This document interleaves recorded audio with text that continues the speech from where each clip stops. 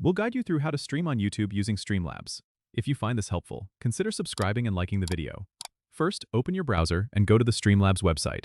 Download and install the Streamlabs desktop application if you haven't already. Once installed, launch Streamlabs and sign in with your YouTube account credentials. Authorize Streamlabs to access your YouTube account. This allows you to go live directly from Streamlabs. Next, in the Streamlabs dashboard, click on the settings gear icon in the bottom left corner. Navigate to the stream section and make sure YouTube is selected as your preferred streaming platform. Now, go to the output settings. Here, you can adjust your video bitrate and encoder settings.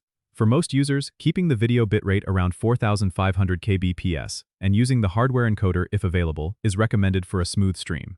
Once your settings are good to go, head back to the main Streamlabs interface. You'll see various scenes and sources. Click the plus sign under Sources to add your video capture device, which will be your webcam, and your display capture to show your screen. Position and resize these as needed in the preview window. When you're ready, click the green Go Live button at the bottom right. This will prompt you to enter your stream title and description.